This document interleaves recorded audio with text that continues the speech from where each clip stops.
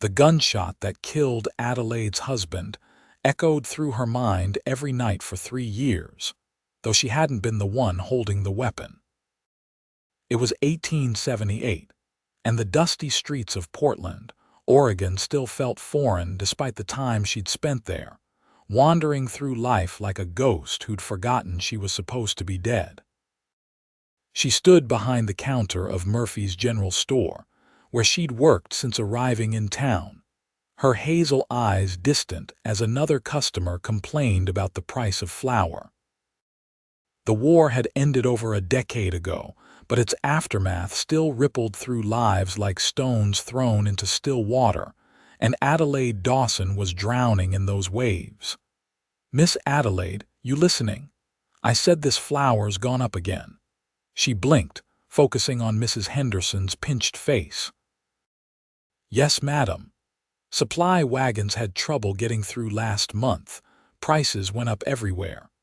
The older woman huffed but paid anyway, coins clinking on the worn wooden counter.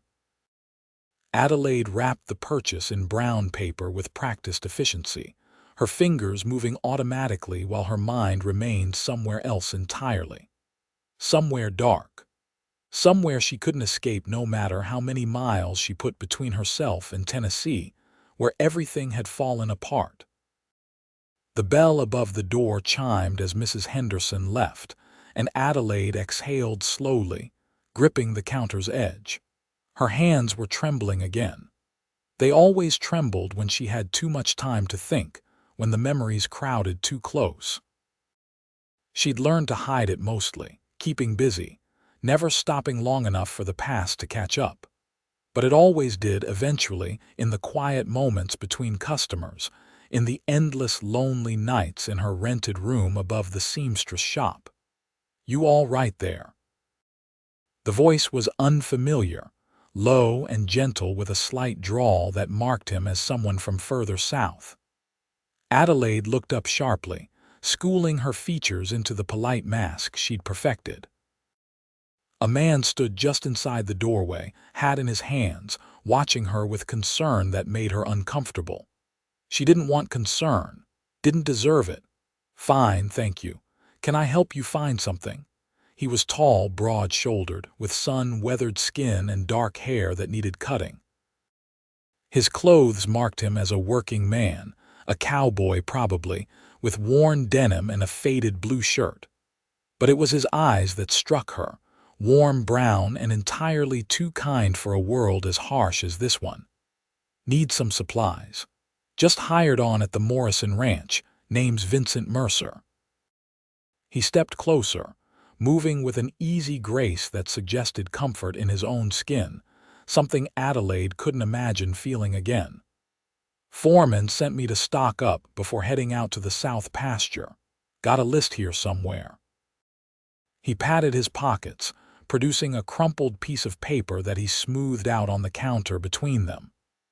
Adelaide forced herself to look at the list instead of him, uncomfortable under his steady gaze. She could feel him studying her, though he tried to be subtle about it. "I can gather these for you. It'll take a few minutes. Take your time. I'm not in any rush." But she was. Adelaide wanted him gone, wanted everyone gone, wanted to be alone where she could maintain the careful numbness that kept her functioning. Instead, she moved through the store collecting items, aware of his presence even when her back was turned. Most men who came through either ignored her completely or looked at her with a hunger that made her skin crawl. Vincent Mercer did neither. He simply waited, examining the store with apparent interest, occasionally commenting on something he noticed. "Haven't seen one of those old coffee grinders in years. My grandmother had one just like it." Adelaide glanced at the item he indicated, an antique Mr. Murphy kept for sentimental reasons. "It still works. He uses it sometimes when the new one jams. Things built back then were made to last." Vincent's voice carried something wistful. "Not like now, everything's disposable." She wanted to tell him people were disposable too, that she'd learned that lesson the hard way, but she bit her tongue and continued gathering supplies.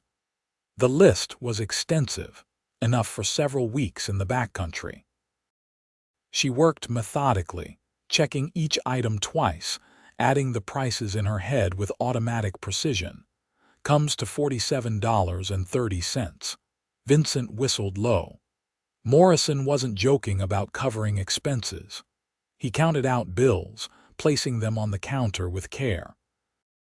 Their fingers brushed as she took the money, and Adelaide jerked back as though burned, color flooding her cheeks. "Sorry, I'll get your change." "Hey, no harm done."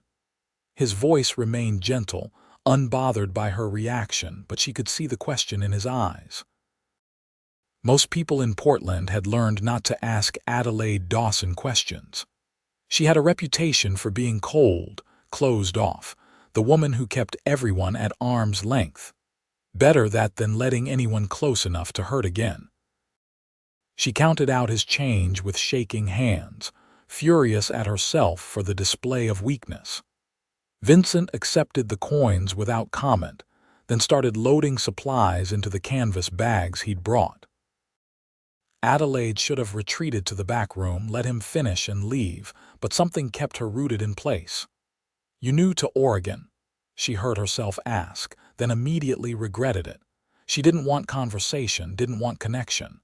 Got in about a week ago. Been working my way north from Texas these past few years, following work where I could find it. He paused in his packing, meeting her eyes. Morrison seems like a fair man, hoping to stick around for a while if things work out. Ranch is one of the biggest around here. Good steady work if you're reliable. I am. Simple statement, no boasting, just fact.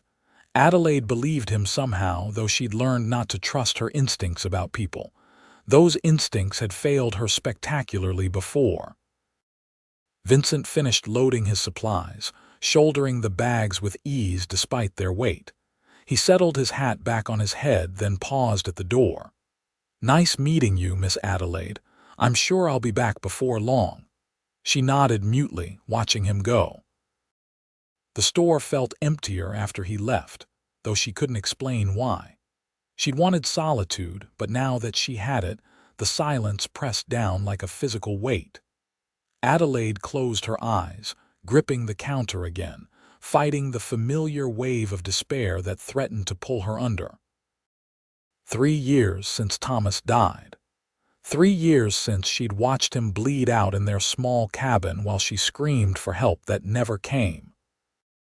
3 years since the men who killed him had ridden away laughing, leaving her with nothing but grief and guilt so profound it had nearly destroyed her completely. It would have, probably, if she hadn't run. Left Tennessee with nothing but a carpet bag and the clothes on her back, running from memories, from the townspeople who whispered behind their hands, from the questions she couldn't answer. Portland had seemed far enough, different enough. The growing city on the Willamette River attracted people from everywhere, dreamers and drifters, and those trying to escape their pasts. Adelaide fit right in among the lost souls, finding work at Murphy's through sheer determination, and the proprietor's willingness to take a chance on a woman with no references and haunted eyes. She'd been 18 when she married Thomas, 19 when she buried him. 22 now, though she felt ancient, worn down by sorrow until she barely recognized herself. The girl who'd believed in love and happy endings had died alongside her husband. What remained was a hollow shell, going through motions, surviving but not living. The bell chimed again. More customers, more transactions, more hours to fill before she could retreat to her rented room and lie awake staring at the ceiling. Adelaide plastered on her professional smile and continued her routine, pushing thoughts of warm brown eyes and gentle voices to the back of her mind, where they couldn't disturb the careful equilibrium she'd built. 3 weeks passed before she saw Vincent Mercer again. Adelaide had almost convinced herself she'd imagined the encounter, or at least exaggerated it in memory. But then he walked through the door on a sunny afternoon in late spring, and something in her chest tightened uncomfortably. "Afternoon, Miss Adelaide. Mr. Mercer." She kept her tone neutral, professional. "More supplies needed. That, and maybe some conversation if you're willing." He approached the counter with that same easy manner, setting his hat down like he intended to stay a while. "Gets pretty quiet out at the south pasture. Sometimes a man forgets how to talk to people. I'm working." Even to her own ears she sounded cold, defensive. "I can see that. I'll wait for a lull." He wasn't discouraged, just patient, leaning against the counter like he had all the time in the world, and maybe he did. Cowboys operated on different schedules than townsfolk, more attuned to seasons and cattle than clocks and calendars. Despite herself, Adelaide felt curiosity stirring. "How's the ranch treating you?" "Good. Morrison's fair like you said. Works hard but honest. Been helping with the spring calving mostly, mending fences, breaking a few horses." He watched her carefully, as though checking whether she actually wanted answers or was just being polite. "Country out there is beautiful. Rolling hills, pine forests, streams so clear you can count rocks on the bottom.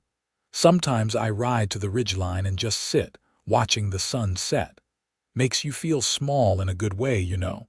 Reminds you there's more to life than whatever troubles you're carrying." Adelaide swallowed hard.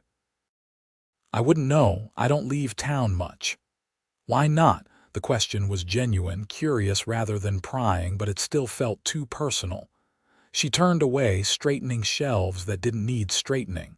"Just don't. Can I get you those supplies?" "Sure." He didn't push, just recited what he needed while she gathered items. But the silence between them felt different now, charged with unspoken things. Adelaide could sense his interest, not the crude wanting she'd experienced from other men, but something deeper.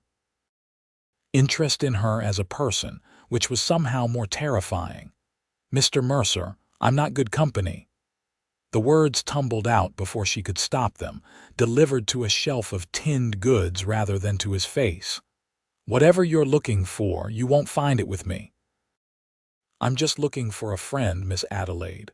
Nothing more, nothing less. This is a new town for me and I don't know many people yet. You seem kind, despite working hard to hide it. Thought maybe we could talk sometimes, help each other pass the time." His voice remained steady, reasonable. "But if that makes you uncomfortable, I apologize. Won't bother you again." She turned to find him completely sincere, no hidden agenda in his expression. Just a lonely man seeking connection in a world where that was hard to find. Something in her chest cracked just a little, letting in a sliver of light. "I'm not kind, I'm broken.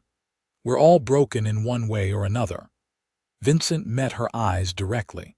"Question is whether we're brave enough to let someone help us heal, or if we'd rather stay shattered alone." The insight stunned her into silence. Adelaide stared at this cowboy who'd wandered into her store and somehow seen straight through the walls she'd built. He didn't flinch from her gaze, didn't look away, just waited with that infinite patience that seemed to define him. "I don't know how to be anyone's friend anymore," she finally whispered. "I don't know how to be anything except what I am right now. Then maybe we figure it out together. Start small. I'll come by when I'm in town. We'll talk about nothing important. Whether horses, terrible coffee at the saloon. Easy things." He picked up his hat, settling it carefully on his head. "No pressure, Miss Adelaide, just company when you're willing." He paid for his supplies and left before she could respond, leaving Adelaide staring after him with emotions she couldn't name churning through her. Part of her wanted to refuse, to maintain her isolation, to protect herself from the possibility of more pain. But another part, a part she'd thought dead, whispered that maybe, just maybe, Vincent Mercer was right. Maybe broken things could heal together. The next time he came to town, Vincent brought her coffee from the hotel restaurant, better quality than anything served at the saloon. He set it on the counter with a smile that crinkled the corners of his eyes. Peace offering. In case you were mad about last time. Adelaide looked at the steaming cup, then at him. I wasn't mad. Good. He ordered his supplies, then settled in to wait while she gathered them, sipping his own coffee. Been thinking about getting a dog. You have any opinion on that? The randomness of the question startled a laugh from her, rusty and unpracticed. A dog?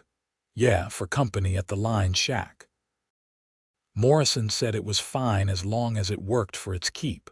Thought maybe a herding breed, something useful with the cattle. But I never had a dog growing up, so I don't really know where to start. It was such a normal conversation, so far removed from the darkness in her head, that Adelaide found herself actually engaging. Mrs. Henderson's border collie had puppies last month. She's been trying to find homes for them. Is that right? They any good? Border collies are smart. Work-oriented, probably perfect for a ranch. She paused, then added, I could introduce you if you wanted. She comes in every week. Vincent's smile widened. I'd appreciate that, Miss Adelaide. Something shifted between them in that moment, a tentative bridge being built across the chasm of her isolation. It terrified her, but she didn't tear it down. Instead, she let him talk about dogs, about horses, about the changing weather and the herd's health and Morrison's plans to expand the ranch. Easy things like he'd promised. When Mrs. Henderson came in 2 days later, Adelaide actually flagged her down, facilitating an introduction that led to Vincent acquiring a wriggling black and white puppy he promptly named Scout. He brought the dog by to show Adelaide, and despite herself, she smiled at the creature's enthusiastic antics. Thank you for the introduction. Scout and I are going to be good friends, I think. You're welcome. She meant it, surprising herself. Helping him had felt good in a way she'd forgotten things could feel good. The pattern continued through the summer. Vincent came to town every couple of weeks, always stopping at Murphy's, always bringing coffee or some small gift. A wildflower bouquet once, which he presented casually like it meant nothing, though she saw the hope in his eyes. She put them in water by the register, watching them bloom and fade, wondering what she was doing, because something was happening despite her best efforts to prevent it. The walls around her heart were developing cracks, and Vincent's patience was seeping through like water through stone. He never pushed, never demanded more than she could give, just showed up consistently with his gentle presence and willingness to wait. Why me? She asked one evening when the store was empty and shadows were lengthening through the windows. There are other women in town. Prettier, less damaged women. Vincent looked up from where he'd been examining a saddle Mr. Murphy had for sale. Because when you forget to guard yourself, your smile is like sunshine. Because you're strong even though you think you're broken. Because there's kindness in you that you don't let yourself show. Because I see who you are underneath the pain, and that person is worth knowing. Adelaide's eyes filled with tears she couldn't quite control. You don't know what happened to me, what I've done. Then tell me if you're ready. Or don't. It doesn't change anything about who you are right now. She wanted to tell him, had been wanting to for weeks. The secret festered inside her like an infected wound, poisoning everything. Maybe if she lanced it, let the truth pour out, she could finally begin healing. Or maybe he'd leave like she expected everyone to leave eventually. At least then she'd know. My husband was killed 3 years ago. The words came out flat, rehearsed from how many times she'd said them in her head. We lived in Tennessee, had a small farm, nothing fancy, but it was ours. Thomas was a good man, kind, patient like you. Vincent didn't interrupt, just listened with his full attention. There were men who wanted our land. Said Thomas had bought it illegally, that the deed was forged. It wasn't we had papers, everything legal, but they didn't care. They came one night with guns and torches. Her voice began to shake, but she pushed through. Thomas told me to hide in the cellar. I heard the shouting, the fight. Then gunshots. When I came up, he was bleeding, dying. They were already riding away. He died in my arms before I could even get help. Adelaide. Vincent's voice was pained, sympathetic. That's not the worst part. She forced herself to continue, to tell the truth she'd never spoken aloud. The sheriff investigated but said there wasn't enough evidence to arrest anyone, even though everyone knew who did it. Then people started talking, saying Thomas must have actually cheated them somehow, that we got what we deserved. His own family blamed me, said I distracted him when he should have been watching for trouble. They took the farm, kicked me out with nothing. I couldn't fight them legally, didn't have money for lawyers or connections, so I ran, came here to hide from everything. She drew a shuddering breath, tears streaming down her face now. I should have died with him. Should have fought those men, should have done something instead of cowering in the cellar. I'm a coward and he died because of it. I don't deserve to be happy, don't deserve another chance. I'm broken beyond repair, Vincent, shattered into so many pieces I don't even know who I am anymore. The confession left her hollow, emptied out.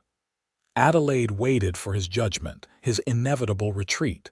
But Vincent just came around the counter slowly, telegraphing his movements so she could object if she wanted. When she didn't, he gathered her into his arms with infinite gentleness. You were scared. You survived. Neither of those things makes you a coward or responsible for evil men's actions. He spoke into her hair, holding her while she shook. The people who hurt you, who blamed you, were wrong. Do you hear me? You are not broken. You're wounded, and that's different. Wounds can heal. I don't know how. The admission was muffled against his chest, which was solid and warm and felt entirely too safe. One day at a time. One moment at a time, and you don't have to do it alone. He pulled back enough to look at her face, thumbs wiping away tears with heartbreaking tenderness. I'm here, Adelaide. I'm not going anywhere. Not when things get hard, not when you push me away, not when you're convinced you don't deserve kindness. I'm staying right here for as long as you'll let me. The promise terrified her as much as it comforted. Why would you do that? You barely know me. Because I recognize pain when I see it. I lost my whole family to cholera when I was 17.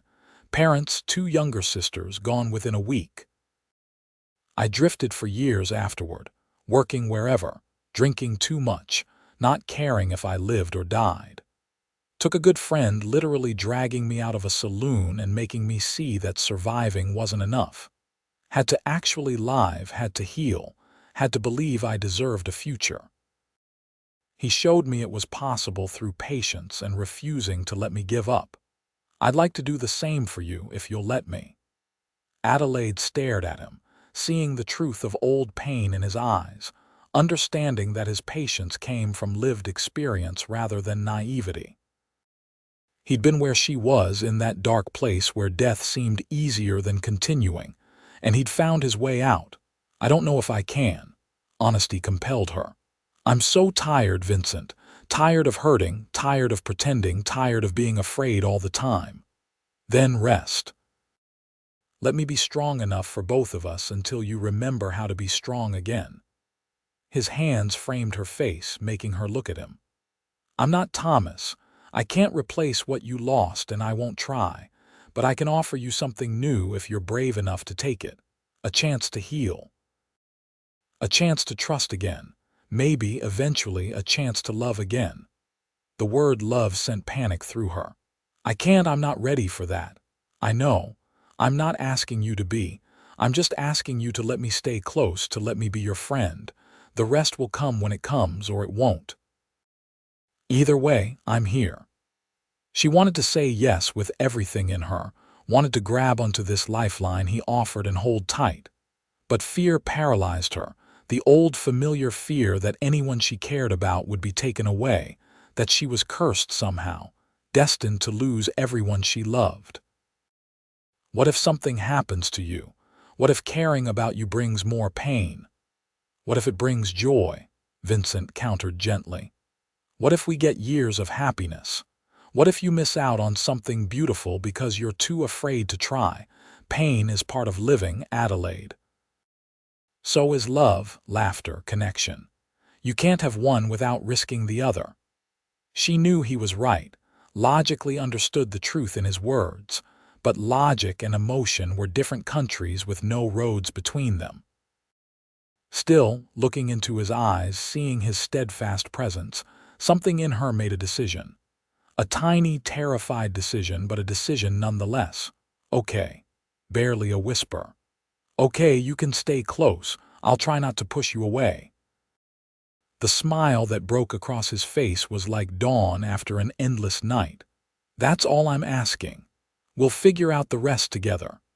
He held her until her tears dried and her breathing steadied, then helped her close up the store. Walked her home to her rented room like a gentleman, tipping his hat before heading to the boarding house where he stayed when in town. Adelaide stood at her window watching him go, something unfamiliar and fragile blooming in her chest. Hope, she realized. She was feeling hope for the first time in 3 years.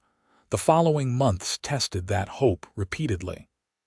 Adelaide discovered that healing wasn't linear, that she couldn't just decide to get better and have it happen. There were good days when Vincent's presence felt natural, and she could almost imagine a future.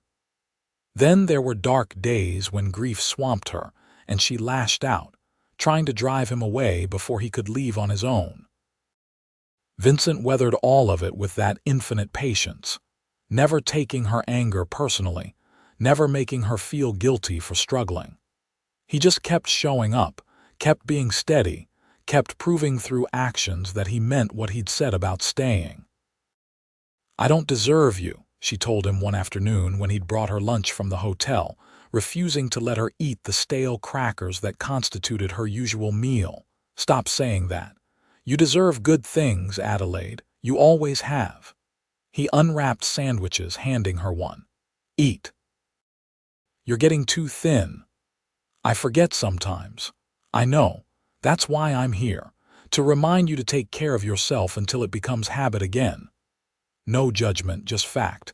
They ate together in the back room of the store during her break, Scout sprawled at Vincent's feet. The dog had grown substantially, proving to be as intelligent and eager to work as Adelaide predicted. Vincent talked about training him, about the cattle, about Morrison's daughter who'd come from San Francisco to visit and turned everything upside down with her city ways. She tried to ride in her fancy dress and nearly fell off when the horse spooked at her rattlesnake. Would have gotten bit if the horse hadn't moved when it did. Morrison about had a fit. He shook his head with amusement. She went back to the city yesterday. I don't think ranch life suited her much. Some people aren't meant for this life. Adelaide thought about the farm in Tennessee, how much she'd actually loved the work despite everything. I used to enjoy it, though. The simplicity. Growing things, tending animals, made sense in a way city living never has. You could again. Morrison's always looking for help, especially people who know their way around a farm, and there are other ranches, smaller operations, families who could use an extra hand. She considered it, turning the idea over. Maybe. I've gotten used to the store, but I miss working outside sometimes. No pressure, just saying the options there if you want it. He finished his sandwich, studying her. You seem lighter lately, easier in your skin. Adelaide realized with surprise that he was right. The constant weight of grief had lessened, not gone but no longer crushing. She could think about Thomas without immediately spiraling into despair, could imagine a future that wasn't just endless gray days. You did that. Your patience. You did it. I just kept you company while you healed. He reached across to squeeze her hand briefly. I'm proud of you, Adelaide. The words hit somewhere deep and vital. No one had been proud of her in so long. Thomas's family certainly hadn't been, and she hadn't accomplished anything worth praise since leaving Tennessee. But Vincent saw her struggle, recognized the strength it took to keep fighting her demons every day, and valued it. "Thank you." Her voice caught. "For everything. For not giving up on me when I gave you every reason to. Never crossed my mind to give up. You're worth the wait, Adelaide Dawson." Something shifted in that moment, the dynamic between them changing subtly. Friendship was deepening into something more, had been for a while if she was honest. She cared about Vincent, looked forward to his visits, missed him when he was gone. And from the warmth in his eyes, he felt the same. Fall arrived with cooler temperatures and brilliant foliage painting the hills surrounding Portland. Vincent's visits became more frequent as ranch work slowed for the season.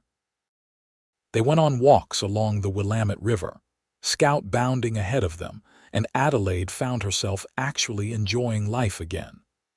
Laughing at Vincent's stories, sharing her own memories of better times, making plans for the future that extended beyond just surviving another day. "Come out to the ranch," Vincent suggested one afternoon. "See where I work. Morrison won't mind, especially if you're considering working there yourself." Adelaide hesitated. Leaving town still felt risky somehow, like she might lose the fragile stability she'd built. But Vincent's hopeful expression made her want to try. "Okay, when?" "Next week. I'll borrow a wagon, make it a proper outing, pack a lunch, spend the day." His enthusiasm was infectious. "That sounds nice." And it did genuinely. Adelaide couldn't remember the last time she'd been excited about something. The following week dawned clear and mild, perfect weather for an excursion. Vincent arrived mid-morning with a well-maintained wagon and 2 sturdy horses. He helped Adelaide up onto the seat with courtly manners that made her smile, then climbed up beside her. Scout jumped into the back, tongue lolling happily. They headed east out of town, following established roads that gradually gave way to rougher trails. Vincent proved to be an excellent driver, handling the horses with casual expertise while pointing out landmarks and telling stories about the area. Adelaide relaxed against the seat, enjoying the sunshine and fresh air, the feeling of possibility that came from trying something new. Morrison's ranch sprawled across several thousand acres of prime grazing land, with the main house visible from miles away. Vincent drove past it, explaining that Morrison and his wife were in town today, continuing until they reached the south pasture, where he spent most of his time. A small line shack sat at the base of a hill, simple but well-maintained. Behind it, cattle dotted the landscape like brown and white confetti. Home sweet home. Vincent helped her down, then showed her around with obvious pride. The shack was basic but clean, a single room with a stove, bunk, table, and chair. Shelves held supplies and books, more books than Adelaide expected. Scout immediately flopped down on a rug by the door like he owned the place. "You read a lot." She examined the titles, recognizing some classics alongside practical manuals about animal husbandry and veterinary care. "Helps pass the long evenings. I'm not much for saloons anymore, prefer staying in with a good book and Scout's company." He grinned. "Though I'd prefer your company more if you ever want to visit." The implication made her blush, but not uncomfortably. "I might take you up on that." They spent the afternoon exploring the property, Vincent showing her the cattle operation and explaining Morrison's management philosophy. Adelaide found herself genuinely interested, asking questions, offering observations based on her own farming experience. It felt good to use that knowledge again, to remember she'd once been capable and skilled at something. For lunch, they sat on a hillside overlooking the valley, eating sandwiches Adelaide had prepared and drinking cool water from a canteen. Scout begged shamelessly until Vincent gave in and shared his food. The whole scene felt impossibly domestic and normal, like something from the life she'd lost. "I could see myself here," Adelaide admitted quietly. "Doing this kind of work again, being useful. You're already useful, but I know what you mean." Vincent stretched out on the grass, pillowing his head on his arms. "There's something healing about working with animals and land. Reminds you there's a bigger picture than whatever troubles you personally." "Did it help you? After your family, eventually?" "Took a while before I could appreciate anything again. But yeah, being out here under the sky with honest work to do, it helped ground me. Gave me purpose when I needed it most." He turned his head to look at her. "It could help you too if you want." Adelaide considered it seriously. The idea of leaving Murphy's store felt strange after 3 years, but maybe that was the point. Maybe she'd hidden there long enough and it was time to step back into the life she'd abandoned. "I'll talk to Morrison when he gets back, see if he actually has a position available." "He will. I already asked." Vincent's expression was sheepish at her surprised look. "Wanted to have options ready if you were interested. He said he could use help with the horses particularly. Breaking and training new stock, caring for the working animals, if you have experience with that." "I do, actually. Thomas and I raised horses alongside farming. Nothing fancy, just good solid working animals, but I know my way around them." Excitement stirred real enthusiasm for something. "I'd be good at that. I know you would." Vincent sat up, close enough that their shoulders brushed. "Adelaide, I need to tell you something. Ask you something, really, though I'm not sure about the timing." Her heart began pounding. "What?" "These past few months, getting to know you, helping you heal while you helped me remember how to hope for more than just work and loneliness. It's been the best time of my life." "You're the best thing in my life." He took her hand carefully, like holding something precious. "I'm in love with you, have been for a while, and I know you might not be ready to hear that or to feel the same way, but I needed you to know, because I'm tired of just being your friend. I want more if you'll give it." Adelaide stared at their joined hands, emotions rioting through her. Fear, yes, always fear. But also joy, hope, longing for exactly what he described. She did love him, had been falling in love gradually over all these patient months. The realization should have terrified her, and part of it did, but mostly she felt relief at finally admitting the truth. "I love you too." The words came out trembling but certain. "I didn't think I could, didn't think I had anything left to give after Thomas, but you showed me I was wrong. You showed me broken things can heal, that I could be whole again." Vincent's face transformed with joy so pure it hurt to see. "You mean it?" "Yes. I'm scared, I won't lie about that. I'm terrified of losing you, of something going wrong. But I'm more scared of not taking this chance, of letting fear control my entire life." She squeezed his hand. "You said broken things can heal together. Let's prove that true." He kissed her then, soft and reverent, like she was something sacred. Adelaide melted into it, letting herself feel without reservation for the first time in years. Love, desire, happiness, all the emotions she'd locked away came flooding back. Overwhelming but wonderful. When they finally pulled apart, both breathless, Vincent rested his forehead against hers. "I'll spend every day earning this. Earning your trust, your love. I promise you that, Adelaide. You already have." She cupped his face, rough with afternoon stubble, memorizing every detail.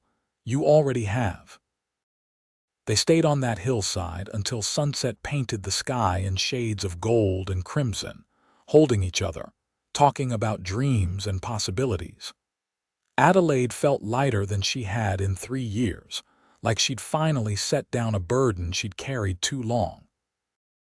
The grief was still there, would probably always be there in some form, but it no longer defined her completely. She was more than her tragedy, more than her broken past. She was a woman capable of healing, of loving again, of building something new from the ruins of what came before. The next few months passed in a blur of change and growth. Adelaide gave notice at Murphy's store, thanking the proprietor for taking a chance on her years ago. He was understanding, wished her well, even offered to host a going-away party that she politely declined. She wasn't ready for that level of attention yet. Morrison hired her immediately as his horse trainer, providing a small cabin on the property for her use. It was nicer than her rented room had been, with 2 rooms, a proper stove, and windows that overlooked the pastures. Adelaide moved in on a crisp October morning, her few possessions looking lost in the empty space. "We'll fill it up." Vincent helped unpack boxes, Scout supervising from a sunny spot on the floor. "Give it time and it'll feel like home." Home. Adelaide tested the word, found it fitting for the first time since Tennessee. "Yes, I think it will." Working with the horses proved as healing as she'd hoped. Adelaide threw herself into the job, rediscovering skills she'd thought lost.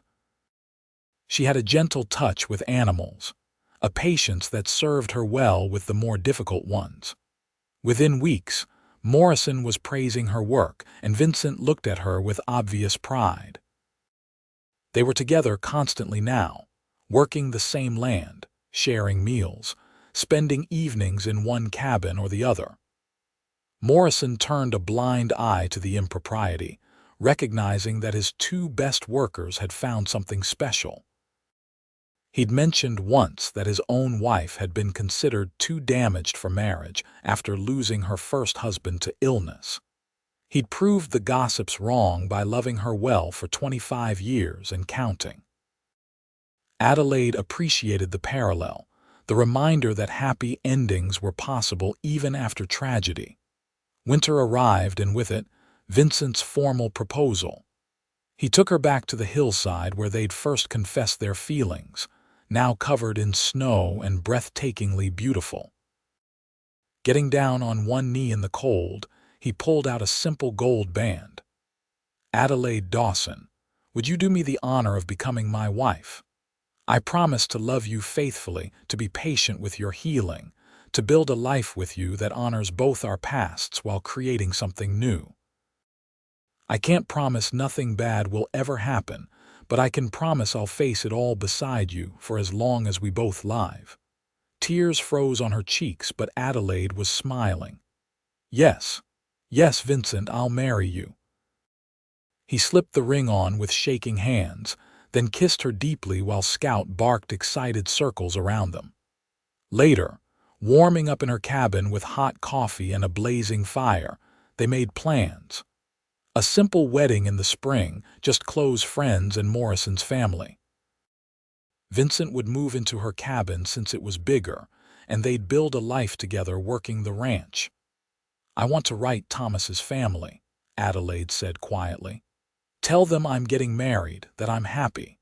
Not because I need their approval, but because I want to forgive them.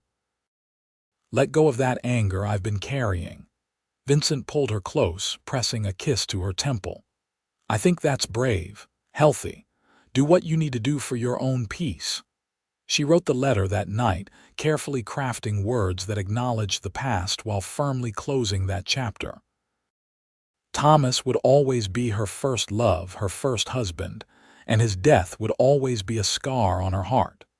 But Vincent was her present and future, and she was choosing to embrace that fully rather than remain trapped in grief. The response, when it came, was surprisingly gracious.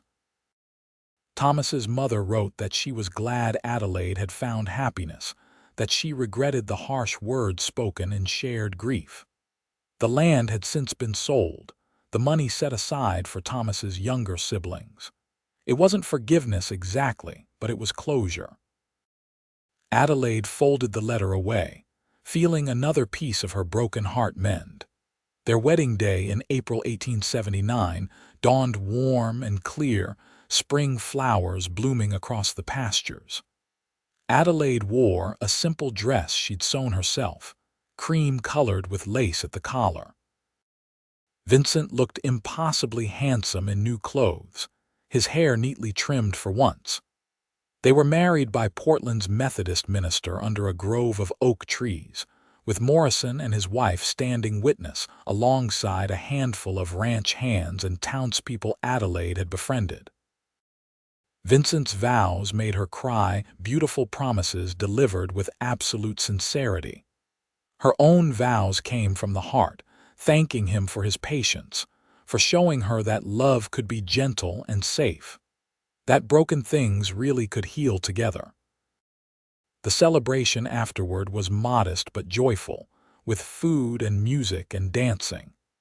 Adelaide found herself laughing freely, spinning in Vincent's arms while Scout played with Morrison's grandchildren and the sun shone down on everything. For the first time since Thomas's death, she felt truly alive. Not just surviving, not just functioning, but actually participating fully in her own life. Their first years of marriage were everything Adelaide had hoped. She and Vincent worked together seamlessly, building a reputation as the best horse handlers in the county.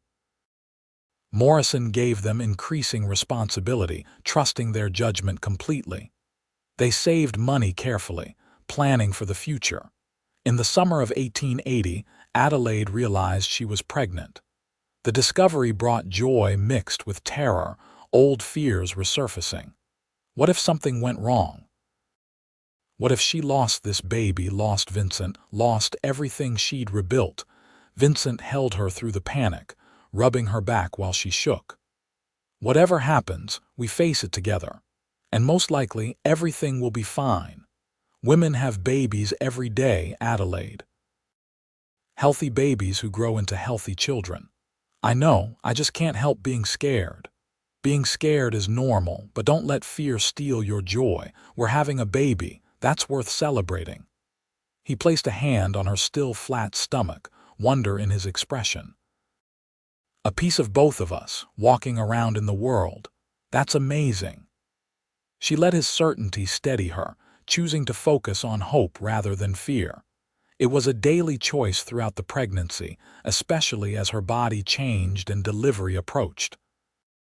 But Vincent never wavered, attending her with such devoted care that Adelaide felt treasured beyond measure. Their son was born in March 1881, a healthy boy with Vincent's dark hair and Adelaide's eyes. They named him Thomas Vincent Mercer, honoring both their pasts while celebrating their present.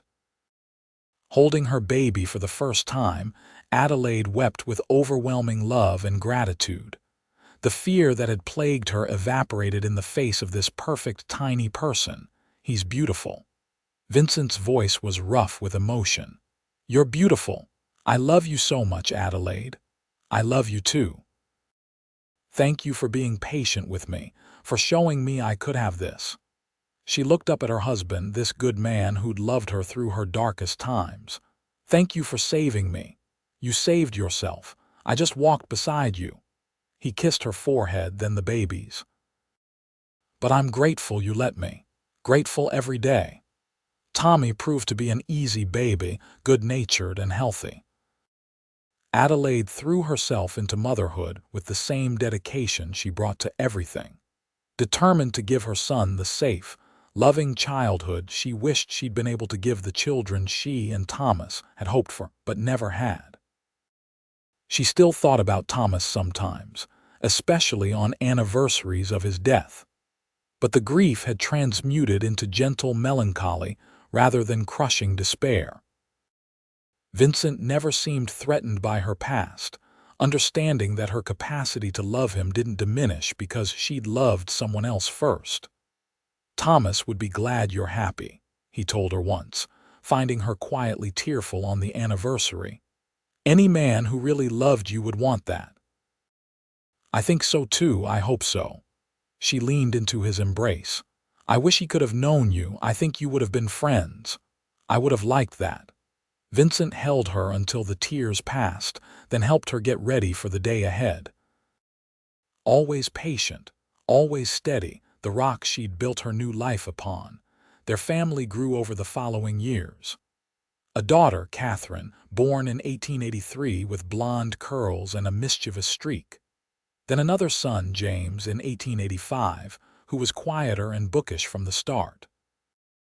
Adelaide loved them fiercely, protectively, but Vincent's certainty helped her avoid becoming over-anxious. They raised their children with a balance of freedom and structure, teaching them to work hard, to value honesty, to treat others with kindness. Morrison eventually retired, selling the ranch to Vincent and Adelaide at a price they could manage with their savings and a loan. It was terrifying to take on such responsibility, but also exciting. They renamed it the Double M Ranch for Mercer and continued building its reputation for quality horses and cattle. Tommy grew into a responsible young man, taking on increasing duties around the ranch.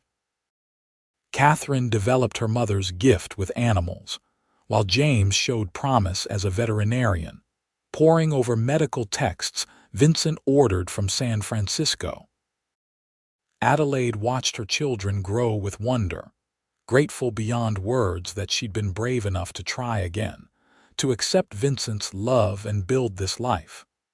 One evening in the spring of 1890, Adelaide and Vincent sat on the porch of their expanded house, watching the sunset. Their children were grown, or nearly so, the ranch was prosperous, and they'd built something lasting. Adelaide leaned against her husband's shoulder, marveling at how far she'd come from that broken woman in Murphy's store. "What are you thinking?" Vincent asked, arm around her waist. "That I'm happy, that I never thought I'd be able to say that again, but I genuinely am." She turned to look at him, loving the silver threading through his hair, the lines around his eyes from years of smiling. "You gave me that, your patience, your love. We gave it to each other." He kissed her softly. "You were brave enough to try healing, brave enough to love again. That takes remarkable courage, Adelaide. I'm in awe of you every single day." She smiled, peace settling over her like a warm blanket. The girl who'd fled Tennessee believing she was too broken to ever be whole again had been wrong. Broken things could heal, could become even stronger at the mended places. And with the right person beside you, someone patient and kind and steadfast, the healing could transform into something beautiful. "I love you," Adelaide whispered into the gathering dusk. "I love you too. Always have, always will." Vincent held her close, both of them content in the life they'd built together. Their golden years were spent watching grandchildren play in the same fields where they'd once worked so hard. Tommy married a schoolteacher and gave them 3 rowdy boys. Catherine wed a neighboring rancher and produced twin girls who reminded Adelaide of herself at that age. James went east for veterinary school, but returned to practice in Portland, marrying a doctor's daughter and having 2 children who showed his same intellectual curiosity. The Double M Ranch continued thriving under Tommy's management, though Vincent and Adelaide remained active into their 60s, unable to fully retire from work they loved. They took on less physical labor, focusing instead on planning and training, passing on knowledge earned through decades of experience. Adelaide never forgot where she'd come from, the darkness that had nearly consumed her. She made a point of helping other struggling women when she could, offering work or shelter or simply understanding to those trying to escape difficult pasts.